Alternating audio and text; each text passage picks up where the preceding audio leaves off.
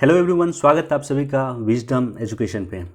सबसे पहले हमारे चैनल पे नए हैं तो सब्सक्राइब कर दें, पुराने हैं तो लाइक कर दें, शेयर करें, कमेंट करें। कोई क्वेश्चन पूछना है तो कमेंट सेक्शन में डाल दो, कोशिश करूँगा उसका आंसर देने का। तो ये जो टॉपिक है काफ़ी इम्पोर्टेंट टॉपिक है। ये क्वेश्चन जो हम लोग डिस्कशन करने वाले हैं प्रीलिम्स का, वो है CDS का क्वेश्चन। CDS जो एग्ज़ाम UPSC कंडक्ट करवाती है। तो UPSC इस एग्ज़ाम को कंडक्ट करवाया है। CDS का एग्ज़ाम है, फरवरी 2020 में एग्ज़ाम संपन्न हुआ। उसका बुकलेट ए जो है हम इसको सॉल्व करेंगे।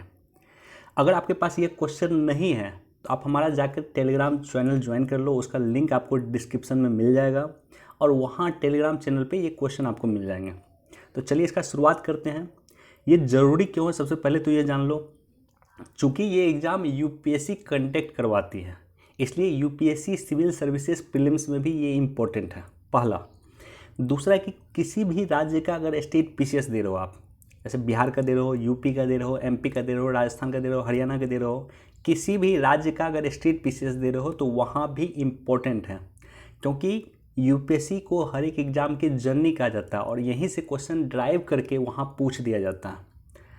तो चलो शुरुआत करते हैं। जो UPSC civil services prelims point of view से इम्पोर्टेंट होगा उसको हम फोकस करेंगे, और साथ ही साथ आप अपने अकॉर्डिंग आपके स्टेट PCS के लिए इम्पोर्टेंट होगा उसको आप कैच कर सकते हो।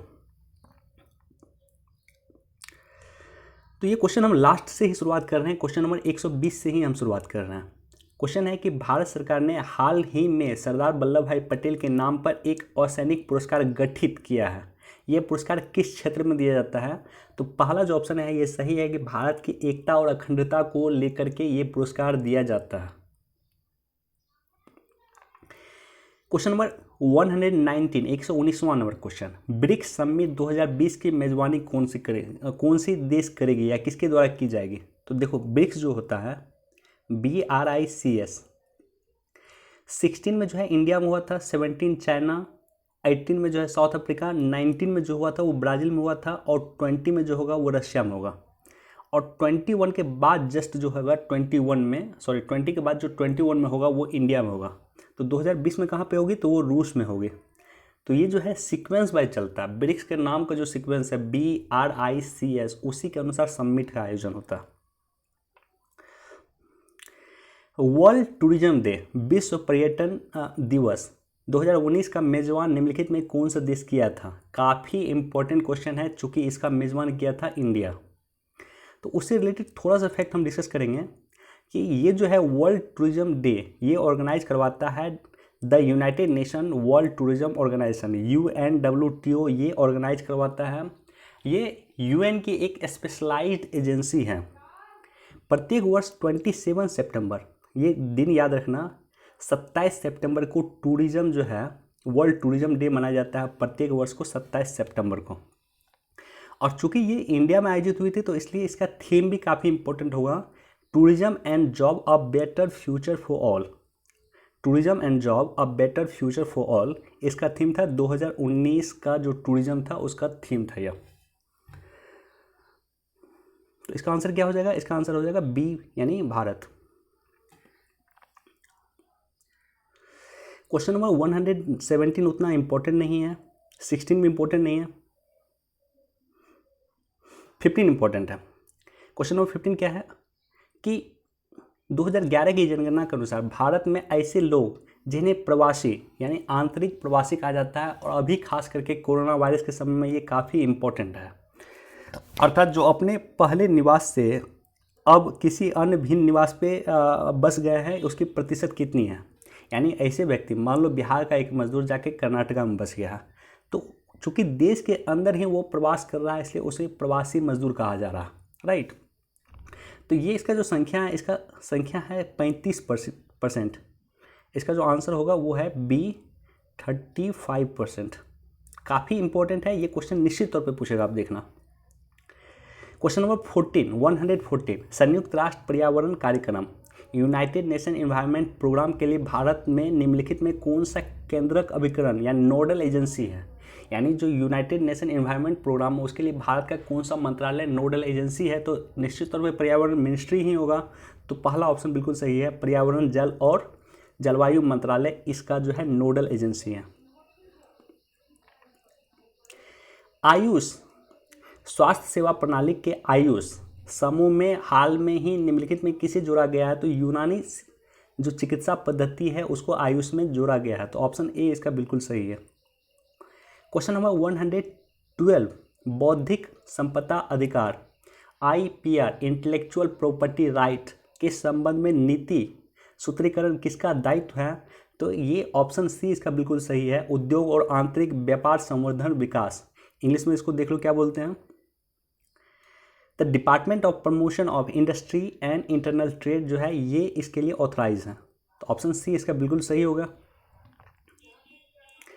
क्वेश्चन नंबर 111 काफ़ी इंपॉर्टेंट क्वेश्चन है, आपको याद होना चाहिए। देखो इसका जो आंसर है ये है ऑप्शन बी। निर्वाचन आयोग और योजना आयोग दोनों की स्थापना एक ही वर्ष में हुआ था, 1950 में हुआ था। अंतर यही है कि निर्वाचन आयोग की स्थापना जहां 25 जनवरी को हुआ था, वहीं योजना आयोग की स्थापना हुआ था 15 मार्च को। तो इसके बीच मात्र लगभग 40 से 45 दिन का अंतर था दोनों के बीच में। योजना आयोग की स्थापना जो है 15 मार्च 1950 को हुआ था और निर्वाचन आयोग की स्थापना 25 जनवरी 1950 को हुआ था, इसलिए 25 जनवरी को मतदाता दिवस मनाया जाता है। यह भी कई बार PCS ने एग्जाम पूछा। तो यहाँ पे ऑप्शन इसका बी बिल्कुल सही है। सबसे पहले निर्वाचन आयोग हुआ था, उसके बाद योजना आयोग, उसके बाद वित्त आयोग, उसके बाद विनिवेश आयोग यानी डिसइन्वेस्टमेंट डिपार्टमेंट। चलिए उम्मीद करते हैं कि आप लोगों को मज़ा आ रहा होगा। निश्चित तौर पे ये क्वेश्चन पूछेगा, राइट? तो इसको थोड़ा सा ध्यान से इसको सॉल्व करना है। क्वेश्चन नंबर 110 राष्ट्रीय जल अकादमी नेशनल वाटर एकेडमी कहाँ पे स्थित है? तो ये स्थित है आपको ऑप्शन डी इसका बिल्कुल सही है, महाराष्ट्र में ये जगह है खड़कवासला। खड़कवासला महाराष्ट्र में एक जगह है, वहाँ पे नेशनल वाटर एकेडमी है, राइट। क्वेश्चन नंबर 190 निम्नलिखित में कौन सी नदी काला सागर में नहीं गिरती है? तो वोल्गा नदी जो है वो ब्लैक सी में नहीं गिरती है। ऑप्शन ए इसका बिल्कुल सही है। ज्योग्राफी का क्वेश्चन है, मैप से इसको आप सॉल्व कर सकते हो। क्वेश्चन नंबर 108 पंचायत के संस्थापना के संबंध में भारत के संविधान के उपबंध निम्नलिखित में किस एक राज्य में लागू नहीं होते? तो मेघालय में ये बिल्कुल लागू नहीं होता है। यानी जो हमारे देश में पंचायती राज व्यवस्था है, जैसे मान लो बिहार में है, यूपी में है, राजस्थान में है, मध्य प्रदेश में है, तो वो किस राज्य में नहीं है? तो कुछ राज्य में नहीं है, जिसमें एक राज्य जो है वो है आपको मेघालय।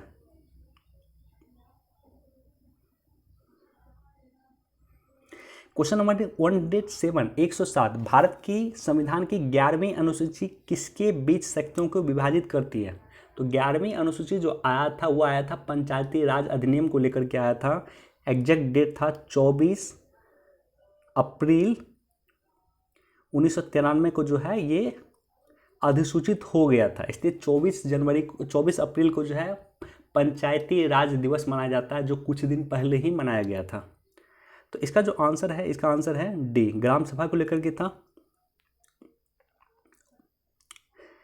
106 अभी तक क्वेश्चन आपको इजी मिला होगा, राइट। इसके बाद क्वेश्चन कुछ टफ है और निश्चित तौर पे क्वेश्चन पूछ सकता है ये आपको UPSC प्रीलिम्स में और स्टेट पीसीएस में या अन्य एग्जाम में, SSC वगैरह में भी ये क्वेश्चन पूछा जा सकता है।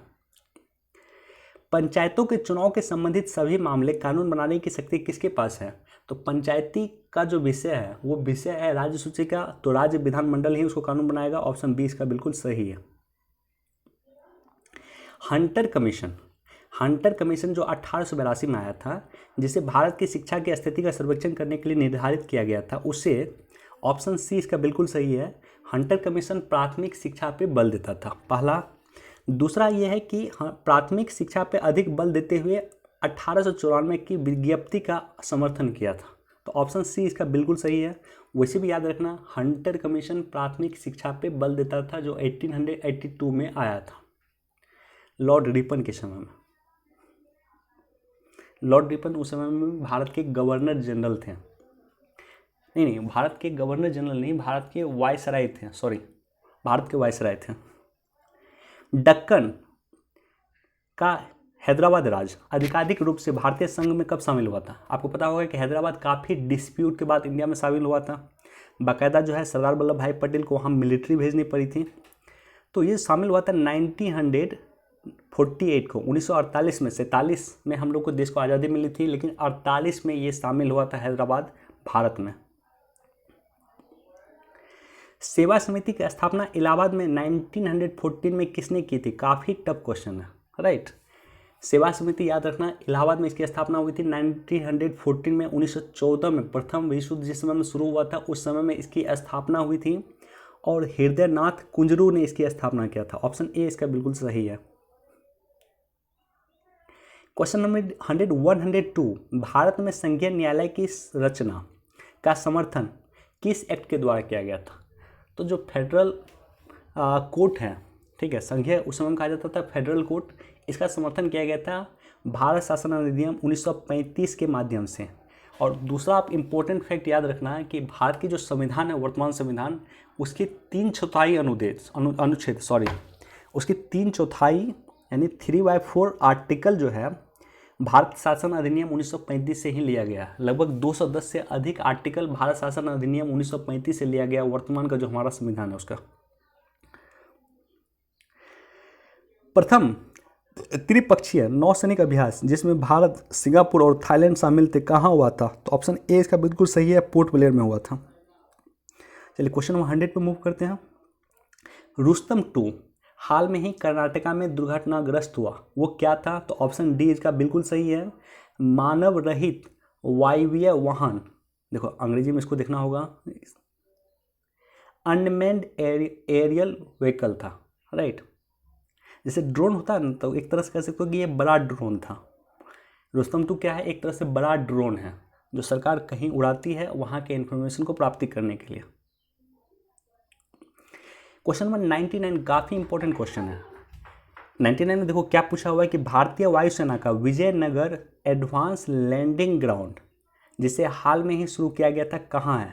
नॉर्मली लोग कंफ्यूज होंगे चूँकि विजयनगर साम्राज्य जो था वो हम्पी यानी कर्नाटका में था, तो नॉर्मली लोग इसको कर्नाटका मारेंगे ऑप्शन में, लेकिन कर्नाटका बिल्कुल गलत ऑप्शन है। इसका सही आंसर जो है वो है अरुणाचल प्रदेश। तो याद रखना विजयनगर एडवांस लैंडिंग ग्राउंड कहाँ पे है? तो वो है आपको अरुणाचल प्रदेश में। हिल्सा किस देश की राष्ट्रीय मछली है? बांग्लादेश की। ऑप्शन सी इसका बिल्कुल सही है, हिल्सा बांग्लादेश की राष्ट्रीय मछली है। EACPM यानी प्राइम मिनिस्टर की आर्थिक सलाहकार परिषद, प्रधानमंत्री की आर्थिक सलाहकार परिषद, economic advisory committee of prime minister के अध्यक्ष कौन है? तो विवेक देबरॉय हैं। ऑप्शन बी इसका बिल्कुल सही है।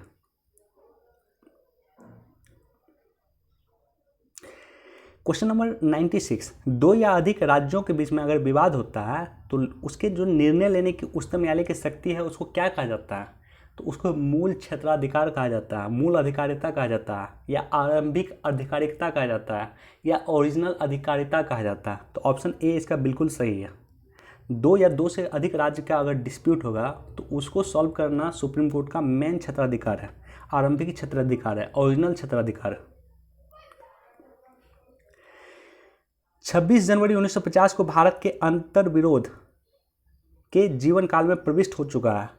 95 क्वेश्चन नंबर 95 का जो क्वेश्चन है कि किसने कहा था कि संविधान सभा जो बन रही है, संविधान जो बन रही है ये 26 जनवरी 1950 से जो लागू हो रही है, उसके बाद भारत एक अंतर्विरोध में जा रहा है, इन कर रहा है, यानी कॉन्ट्राडिक्शन में भारत इन कर रहा है। तो ये अंबेडकर जी का ही स्टेटमेंट था, काफ़ी फेमस स्टेटमेंट है। ऑप्शन ए इसका बिल्कुल सही है। उन्होंने कहा था कि 26 जनवरी 1950 से जब से संविधान बन रही है भारत कॉन्ट्राडिक्शन में इन करता ही जाएगा। क्वेश्चन नंबर 94 काफ़ी इंपॉर्टेंट क्वेश्चन है। भारत में पहला परिसीमन आयोग कब बना था? तो पहला जो बना था वो 1952 में बना था। ऑप्शन ए इसका बिल्कुल सही है। दूसरा बना था 1962 में, तीसरा 72 में, चौथा 2003 में। अभी तक मात्र 4 ही परिसीमन आयोग बना है भारत में। तो चारों को याद रखना, 52, 62, 72, 2003। भारी उद्योग और लोक उद्यम मंत्रालय किनसे मिलकर बना? इसी दो जो विभाग हैं, भारी उद्योग विभाग और लोक उद्यम विभाग, इनसे मिलकर बना है। ऑप्शन डी इसका बिल्कुल सही है, बहुत कॉमन क्वेश्चन है। आर्टिकल 32 के बारे में क्वेश्चन है, क्वेश्चन नंबर 92 कि आर्टिकल 32 या अनुच्छेद 32 के अधीन उच्चतम न्यायालय किस आधार पर राहत के लिए मना कर सकता है? तो ऑप्शन सी इसका बिल्कुल सही है कि किसी भी मूल अधिकार का उल्लंघन अगर नहीं हुआ। आर्टिकल 32 के तहत तभी आप सुप्रीम कोर्ट जा सकते हो कि जब आपके मूल अधिकार का उल्लंघन हुआ। अगर आपके मूल अधिकार का उल्लंघन नहीं हुआ है तो सुप्रीम कोर्ट आपको मना कर सकता है। बिल्कुल ऑप्शन सी इसका बिल्कुल सही है। देखो अंबेडकर साहब का एक और क्वेश्चन पूछ दिया क्वेश्चन नंबर 91 में कि B.R. अम्बेडकर ने इसके प्रयोग को अंतिम उपाय बताया था। भारत के संविधान के किस आर्टिकल के प्रयोग को B.R. अम्बेडकर ने अंतिम उपाय के रूप में कहा था इसका प्रयोग होना चाहिए?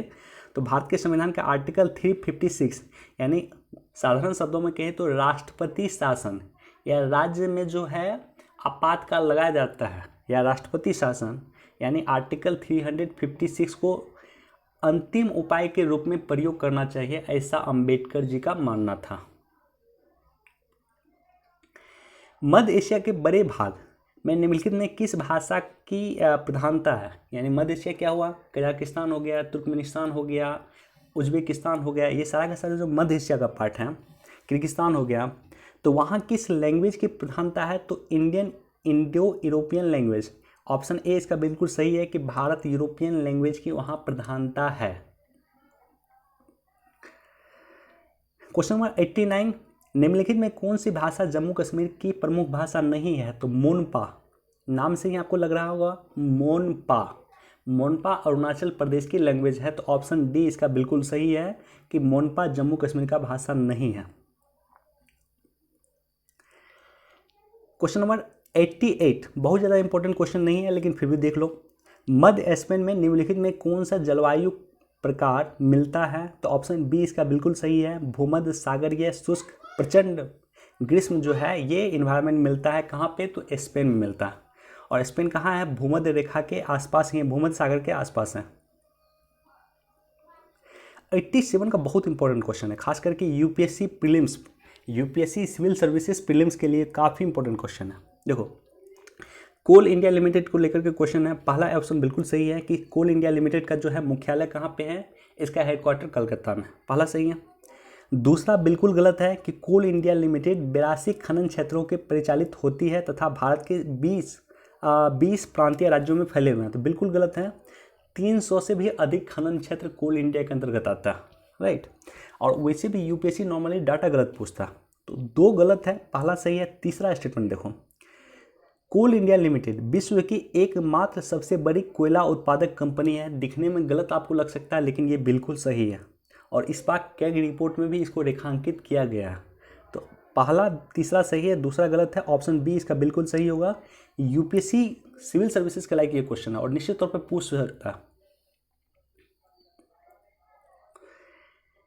86 का बहुत इंटरेस्टिंग क्वेश्चन है, मुझे नहीं पता था इस क्वेश्चन के बारे में लेकिन मैंने इसको सर्च किया और उसके बाद जाना है कि कॉलेज ऑफ मिलिट्री इंजीनियरिंग जो कि जवाहरलाल नेहरू यूनिवर्सिटी से संबद्ध है, यानी ऐसा मिलिट्री इंजीनियरिंग कॉलेज जो जेएनयू दिल्ली से संबद्ध है, यानी जेएनयू दिल्ली के द्वारा उसको एफिलिएशन मिला हुआ है, कहाँ स्थित है? तो पुणे में स्थित है। College of military engineering Pune में स्थित है जिसका एफिलिएशन जवाहरलाल नेहरू यूनिवर्सिटी दिल्ली से मिला हुआ है।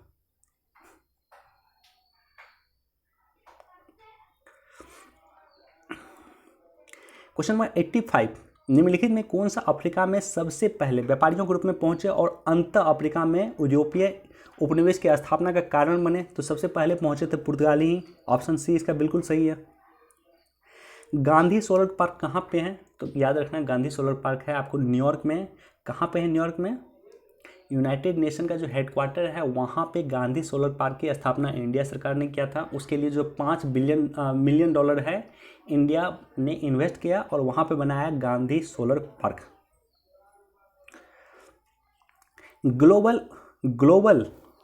गोलकीपर अवार्ड किसके द्वारा दिया जाता है?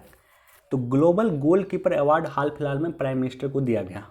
ये प्राइम मिनिस्टर ने जो क्लाइमेट चेंज पे काम किया, हमारे देश के प्राइम मिनिस्टर मोदी जी ने जो क्लाइमेट चेंज पे काम किया, जब वो अमेरिका गए थे अक्टूबर 2019 में, तो उन्हें दिया गया bill and Melinda Gates foundation की तरफ से, बिल गेट्स के द्वारा दिया गया ग्लोबल गोलकीपर अवार्ड।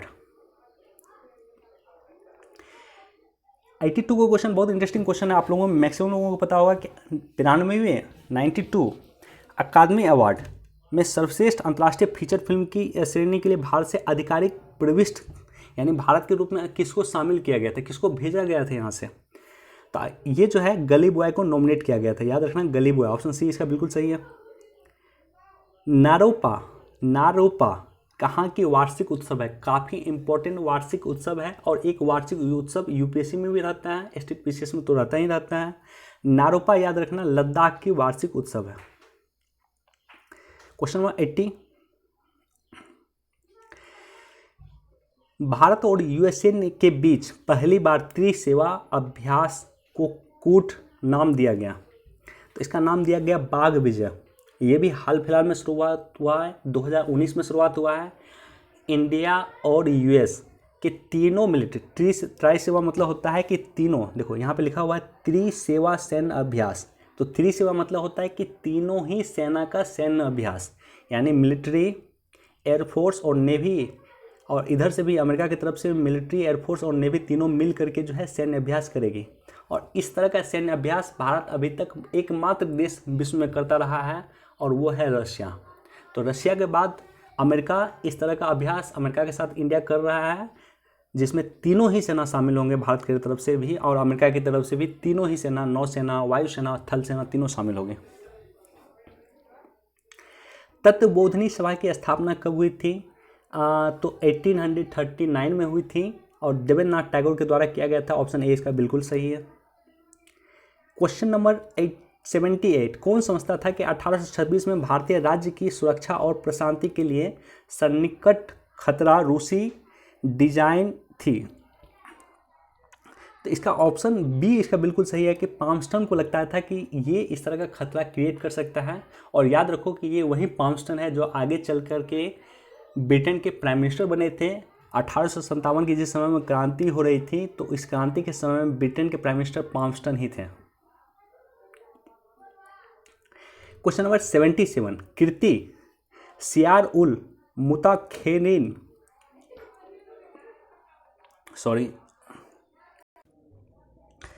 कीर्ति सियार उल मुताखेरीन जो प्लासी का युद्ध 1757 का वर्णन करता है, किसके द्वारा लिखा गया है?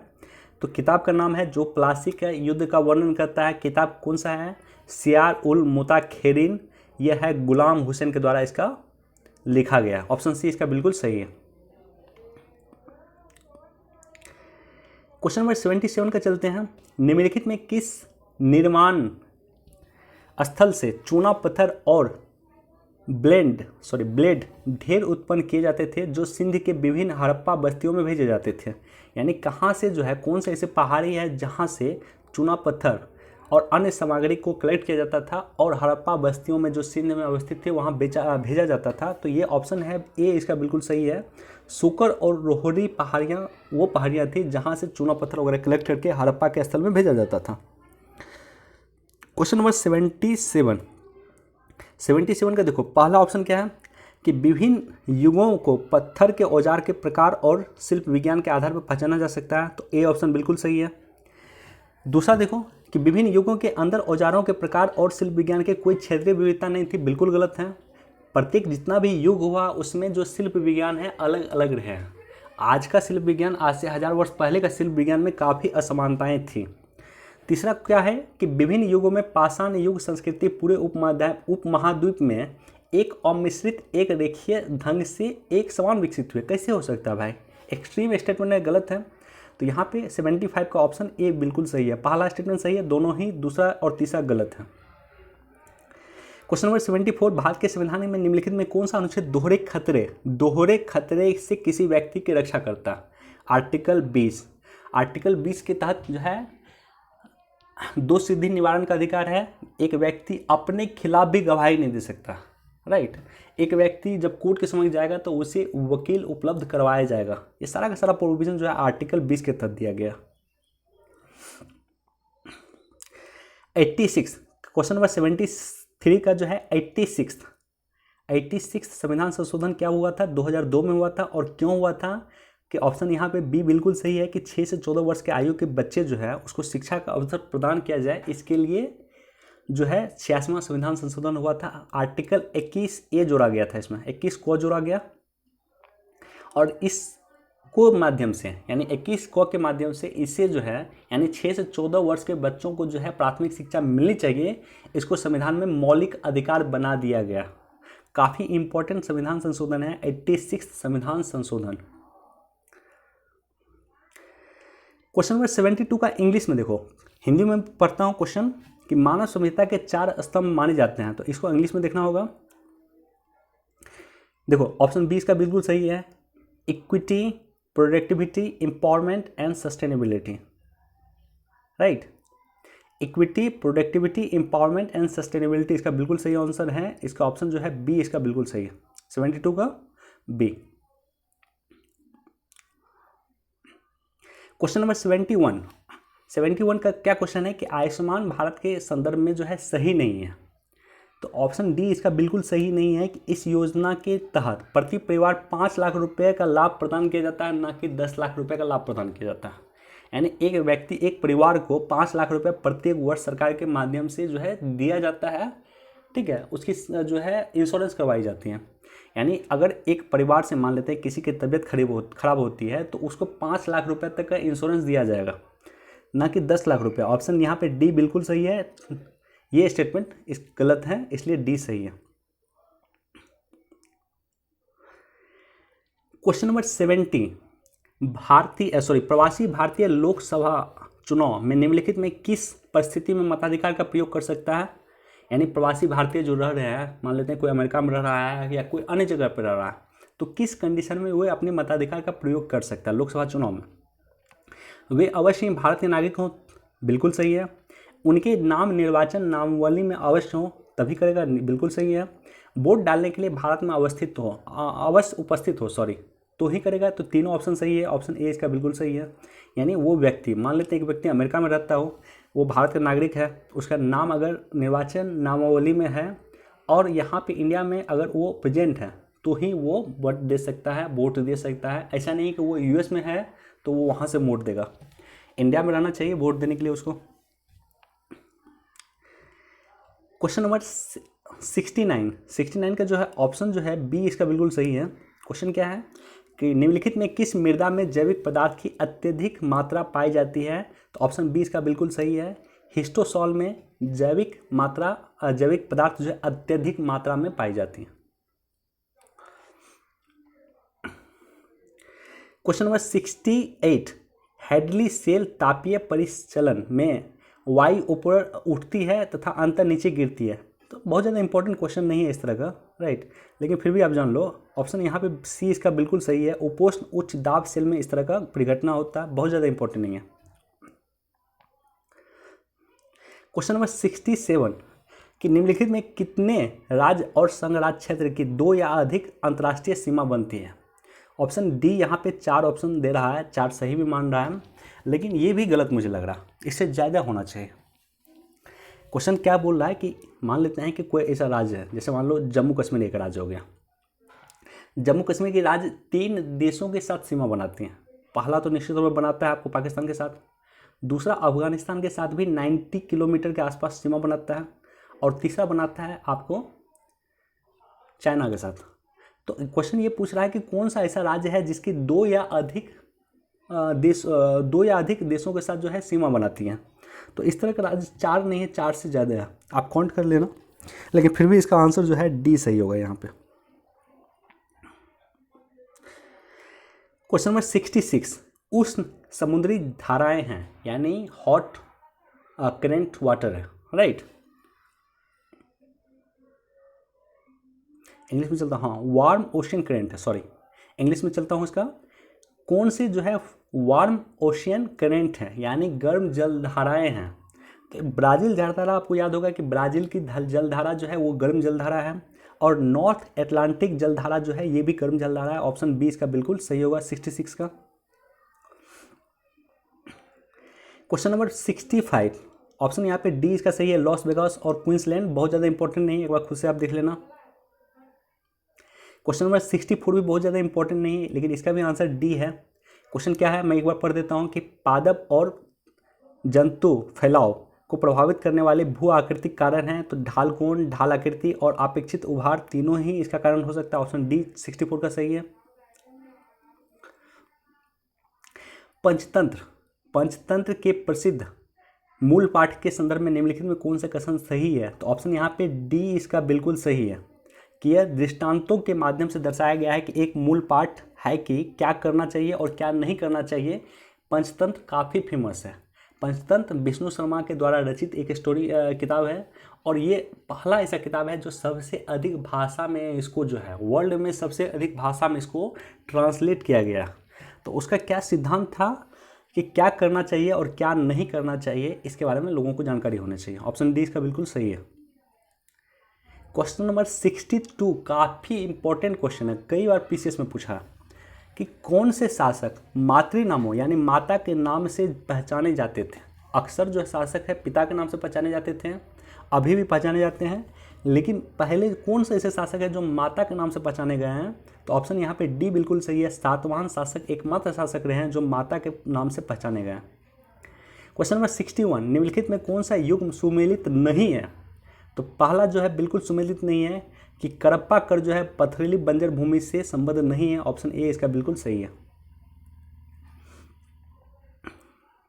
क्वेश्चन नंबर 60 मनसबदारी प्रथा को लेकर के क्वेश्चन है। तो पहला ऑप्शन देखते हैं, पहला जो स्टेटमेंट देखते हैं कि जात पद शाही सोपान में मनसबदार की उपस्थिति और उसके वेतन का सूचक था, बिल्कुल सही है। सवार पद घुड़सवारों की उस संख्या का सूचक था जो मनसब को रखने होते थे, दो भी सही है। और तीसरा बिल्कुल गलत है, तो ऑप्शन ए यहाँ पे बिल्कुल सही होता है। क्वेश्चन नंबर 59 कि जहांगीर को सफवी राजा अब्बास को गले लगाते हुए दर्शाया गया है, इनमें से कौन से मुगल चित्रकार द्वारा दिखाया गया है? तो अब्दुल हसन बिल्कुल सही है। ऑप्शन बी इसका बिल्कुल सही है 59 का। क्वेश्चन नंबर 58 बिल्कुल इंपॉर्टेंट है कि पहला दादा साहेब फाल्के अवार्ड किसे दिया गया? हाल फिलहाल में अमिताभ बच्चन को दिया गया। पहला किसे दिया गया? तो देविका रानी को दिया गया था। क्वेश्चन नंबर 58 का बी। क्वेश्चन नंबर 57 भी काफ़ी इंपॉर्टेंट, काफ़ी चर्चा में रहा था। काफ़ी जो पंजाब और महाराष्ट्र कोऑपरेटिव बैंक में जिस तरह से घोटाला हुआ था, जिस तरह से वो आरबीआई जो है आरबीआई ने दिशा निर्देश उसके बाद दिया था, लोग अपने पैसे निकाल नहीं पा रहे थे, तो ये काफ़ी चर्चा में था। तो इसका आंसर जो है क्वेश्चन नंबर 57 का जो आंसर होगा वो ऑप्शन सी होगा कि आरबीआई ने शुरुआत में 6 माह की अवधि के लिए निम्नलिखित में किस बैंक के खाताधारकों द्वारा धनराशि की निकासी किए जाने पर प्रतिबंध लगाए हैं? तो पंजाब और कोऑपरेटिव बैंक, ऑप्शन सी इसका बिल्कुल सही है। ग्रेटा थनबर्ग काफ़ी चर्चा में रहा। ग्रेटा थनबर्ग इसे जो है नोबेल प्राइज़, शांति में नोबेल प्राइज़ देने की चर्चा, नोबेल में शांति प्राइज़, नोबेल का एक सेक्टर है शांति प्राइज़। नोबेल में जो है आपको पता है कि इकोनॉमिक्स क्षेत्र में भी दिया जाता है, शांति के क्षेत्र में भी दिया जाता है, ठीक है। तो शांति के क्षेत्र में देने के लिए इसका नॉमिनेशन भी किया गया था। तो किस देश की है? तो स्वीडन की। ऑप्शन ए यहाँ पे बिल्कुल सही है। ये भी काफ़ी चर्चा में रहा है। क्वेश्चन नंबर 55 निम्नलिखित में कौन सी बड़ी ट्रेवल कंपनी जो अपने आप को दिवालिया घोषित किया है? थॉमस कुक कंपनी है ब्रिटेन की, इसने अपने आप को दिवालिया घोषित किया था लिटरली। ऑप्शन डी इसका बिल्कुल सही है। Question number 54 FIFA football award 2019 का सर्वश्रेष्ठ पुरुष खिलाड़ी का अवार्ड किसे मिला है? तो क्वेश्चन नंबर ऑप्शन सी यहाँ पे बिल्कुल सही है, मेसी को यह अवार्ड मिला है। फीफा फुटबॉल अवार्ड 2019 का सर्वश्रेष्ठ पुरुष खिलाड़ी का अवार्ड मिला है मेसी को। 53 बिल्कुल रिलेवेंट नहीं है। क्वेश्चन नंबर 52 पे चलते हैं, सॉरी 53 रिलेवेंट नहीं है एग्जाम के लिए, 52 पे चलते हैं। CRR क्या है? देखो, कैश रिजर्व रेशियो। तो ऑप्शन बी यहाँ पे बिल्कुल सही है कि the share of net demand and time liability that bank to hold a balance with RBI, लगभग 4% के आसपास होता है CRR। जो जितना भी डिमांड एंड लाइबिलिटी यानी एक बैंक के पास मान लो जितना भी पैसा है उस पैसा का 4% उसको आरबीआई के पास रखना होगा, राइट। क्वेश्चन नंबर 51 पे भी चलते हैं। रेपो रेट पे क्वेश्चन पूछा हुआ है, काफ़ी इंपॉर्टेंट क्वेश्चन है कि which of the following is not correct about repo rate. तो ऑप्शन यहाँ पे सी बिल्कुल सही है, it is the interest rate agreed upon in the loan contract between commercial bank and central bank, बिल्कुल गलत कि ये कॉन्ट्रैक्ट नहीं है। देखो कॉन्ट्रैक्ट क्या होता है, जैसे मान लो कि एसबीआई को पैसा चाहिए तो वो आरबीआई को बोलेगा कि सर मुझे कुछ पैसा दे दो, तो आरबीआई जो है उसको पैसा दे सकती है। तो ऐसा नहीं है कि SBI जो है नेगोशिएट करेगी कि हमको 4% पे ही पैसा दीजिए या 5% इंटरेस्ट रेट पे ही पैसा दीजिए, वो नेगोशिएट नहीं कर सकते हैं। यानी जो रेपो रेट होगा वो डिसाइड होगा RBI के द्वारा और सभी बैंक के लिए बराबर होगा। यानी जितनी भी बैंक हैं, मान लेते हैं SBI हो, येस बैंक हो, कोई भी बैंक हो, अगर वो RBI से पैसा लेगी तो वो रेपो रेट पे ही पैसा लेगी और वो रेपो रेट सबके लिए बराबर होगा और रेपो रेट डिसाइड होगा RBI के द्वारा, ना कि दोनों का बीच म्यूचुअल अंडरस्टैंडिंग होगा।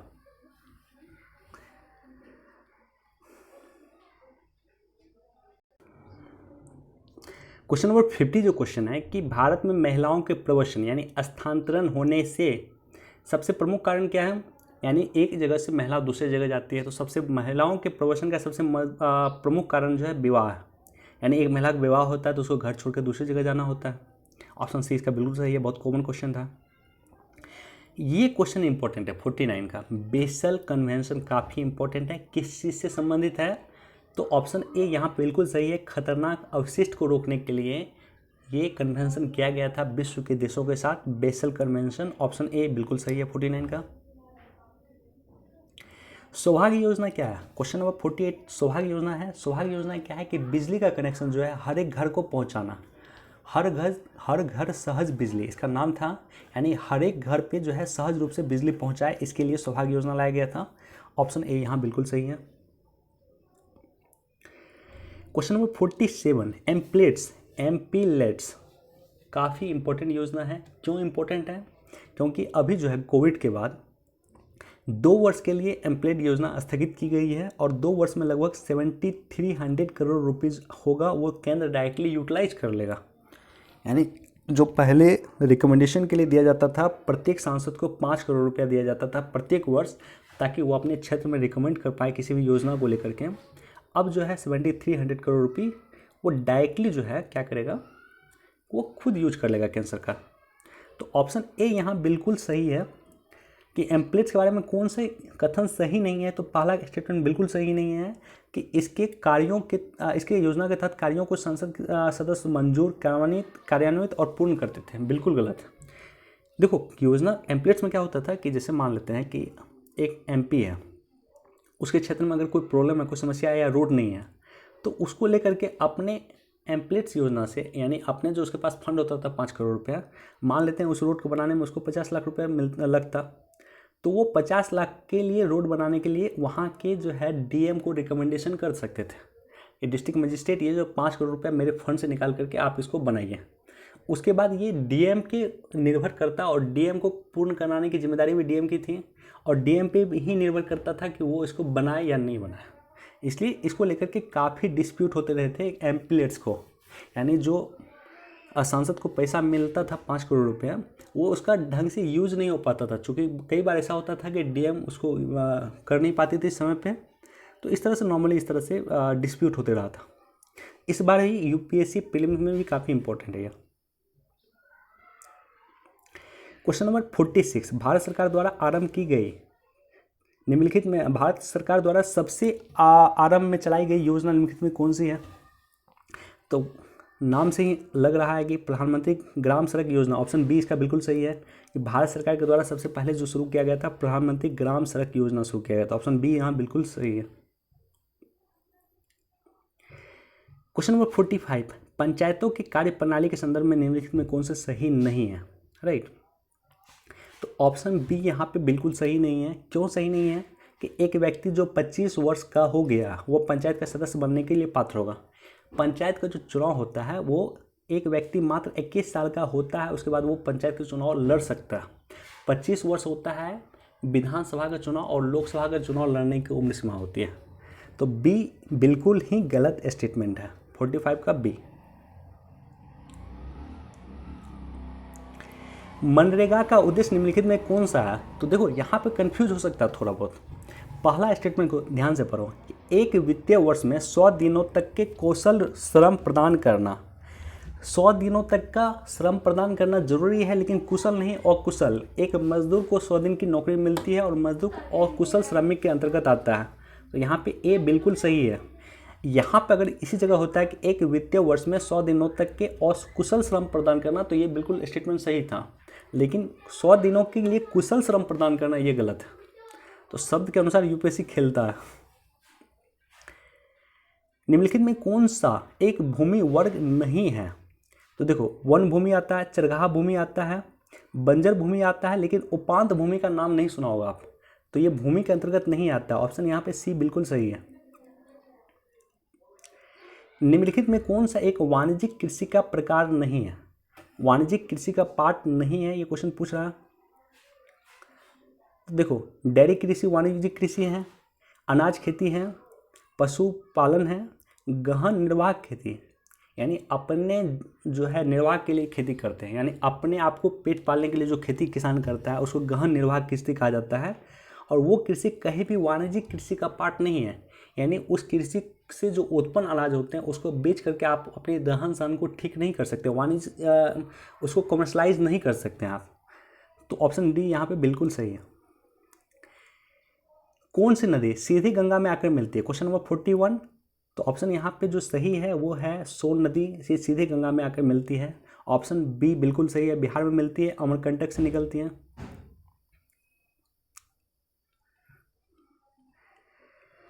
कृषि योग्य भूमि के प्रति इकाई क्षेत्र में लोगों की संख्या को क्या कहा जाता है? क्वेश्चन नंबर 40 का मैं इंग्लिश से चलता हूँ। The number of people per unit area of arable land is it term as, क्या टर्म है? तो इसको कहा जाता है साइकोलॉजिकल डेंसिटी। साइकोलॉजिकल डेंसिटी इसको कहा जाता है। ऑप्शन यहाँ पे सी इसका बिल्कुल सही है। क्वेश्चन नंबर 48 का 40 का। क्वेश्चन नंबर 39 पे चलते हैं। पर्यटन के क्षेत्र में निम्नलिखित में किस भारतीय राज्य को एक राज्य अनेक संसार यानी वन स्टेट मैनी वर्ल्ड कहा जाता है? बहुत इंपॉर्टेंट क्वेश्चन है। One state many world Karnataka को कहा जाता है। ऑप्शन सी यहाँ पे बिल्कुल सही है। पर्यटन के क्षेत्र में कर्नाटका को वन स्टेट मैनी वर्ल्ड कहा जाता है। नीसी जनजाति कहाँ पे? नीसी नाम से लग रहा है अरुणाचल प्रदेश की जनजाति है, तो बी यहाँ पे बिल्कुल सही है। नीसी जनजाति अरुणाचल प्रदेश में पाई जाती है। एड्रियाटिक समुद्र के पूर्वी तट के क्षेत्र में पर्वत के नीचे वाले ठंडी और शुष्क वायु को क्या कहा जाता है? तो इसको बोरा कहा जाता है। ऑप्शन बी यहाँ पे बिल्कुल सही है। बोरा इसको कहा जाता है। एड्रियाटिक समुद्र में जो वहाँ पे वायु बहती है उसको कहा जाता है बोरा। क्वेश्चन नंबर 36 का देखो, काफ़ी इंपॉर्टेंट क्वेश्चन है, अच्छा क्वेश्चन है। निम्नलिखित में कौन से मंगोल नेता के भारत आक्रमण करने के समय सिंधु नदी पार नहीं किया? ठीक है, तो क्वेश्चन सी यहाँ पे बिल्कुल सही। अब्दुल्ला इसको पार नहीं किया था, यानी मंगोल नेता भारत पर आक्रमण करते समय सिंधु नदी पार नहीं किया था, तो अब्दुल्ला जो है वो सिंधु नदी पार नहीं किया था। ऑप्शन सी यहाँ पे बिल्कुल सही है।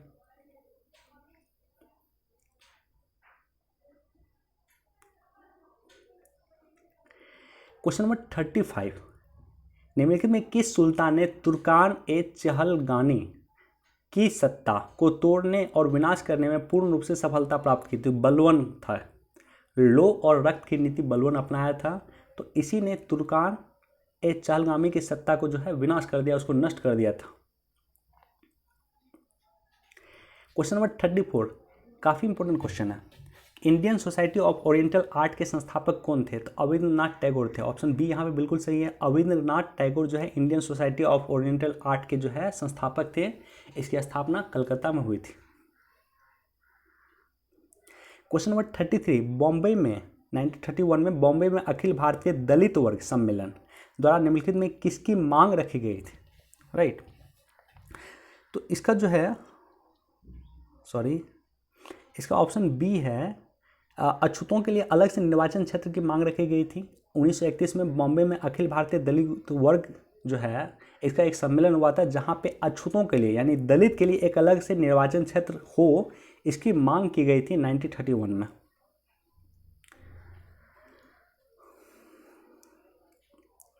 ये भी काफ़ी इंपॉर्टेंट क्वेश्चन है 32 का।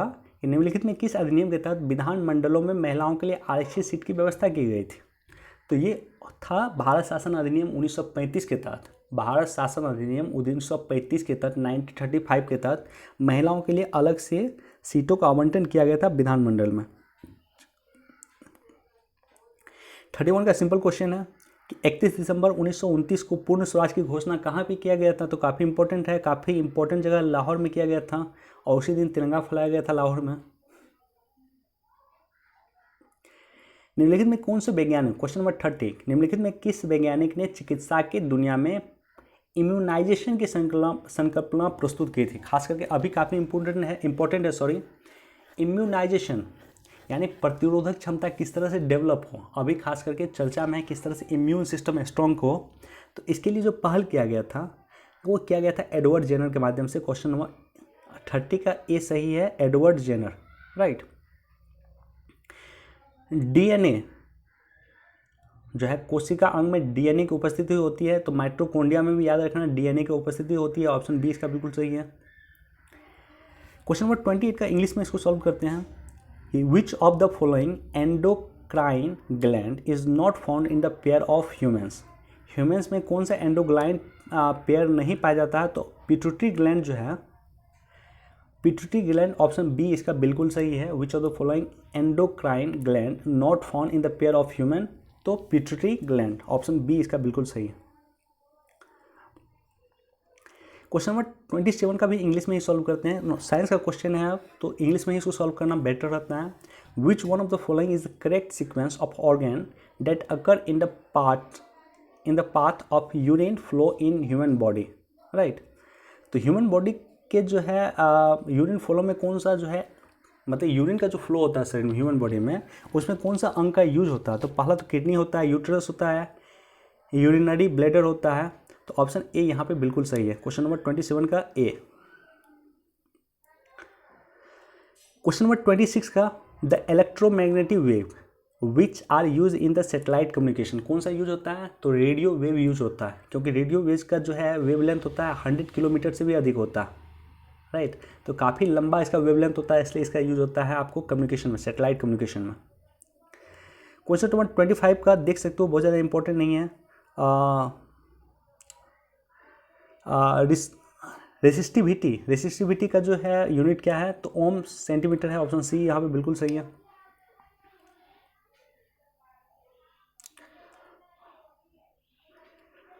क्वेश्चन नंबर 23, चांदी की वस्तुएं खुली रखने पे कुछ समय के बाद काली होने लगता है, ऐसा क्यों होता है? तो ऑप्शन यहाँ पे सी इसका बिल्कुल सही है कि हवा में सिल्वर के साथ अभिक्रिया करके चांदी सिल्वर ब्रोमाइड की एक परत बनाती है, इसलिए जो है ये काली हो जाती है। देखो अब साइंस का क्वेश्चन है, नॉर्मली साइंस का क्वेश्चन यूपीएससी में तो नहीं पूछता, ठीक है, तो ये बहुत ज़्यादा इंपॉर्टेंट नहीं, जल्दी से जल्दी मैं इसको फिनिश करता हूँ 5 मिनट के अंदर। क्वेश्चन नंबर 22 का ऑप्शन सी यहाँ पे, क्वेश्चन नंबर 22 का ऑप्शन सी यहाँ पे बिल्कुल सही है, 5।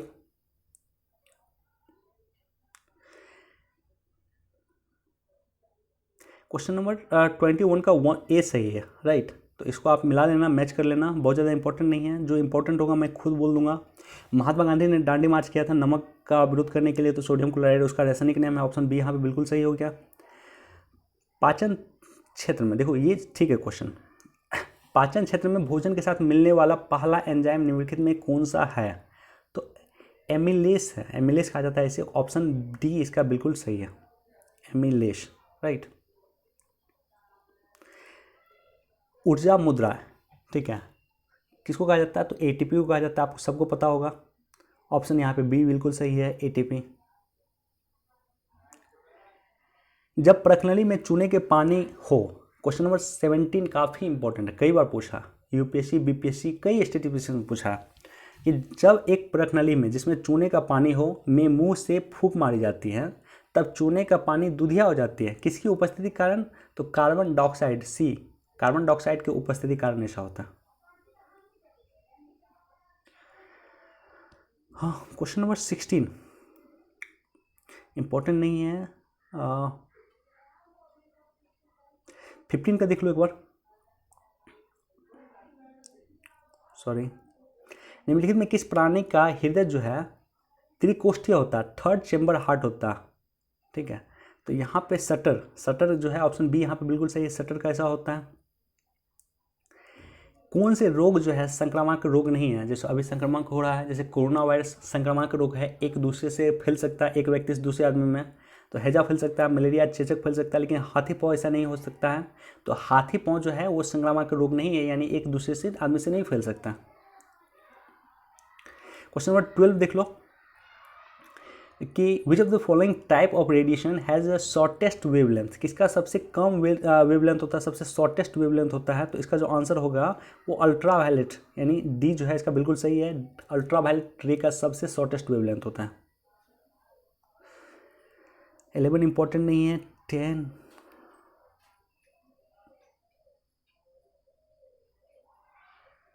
चलो अब कोई इंपॉर्टेंट खास तो लग नहीं रहा है।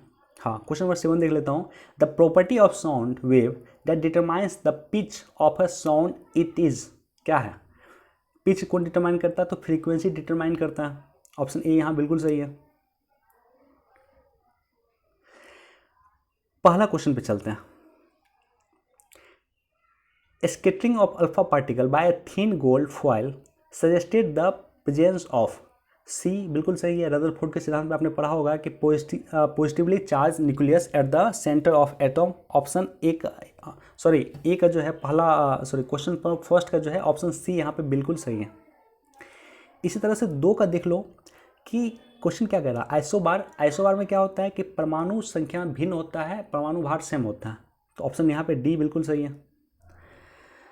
तो चलो इस तरह से हमने कोशिश किया कि 120 क्वेश्चन का लगभग एक घंटे से भी कम समय में कोशिश किया हमने सॉल्व करने का। कहीं अगर मिस्टेक हो गया हो तो आप हमें कमेंट सेक्शन में बता सकते हो।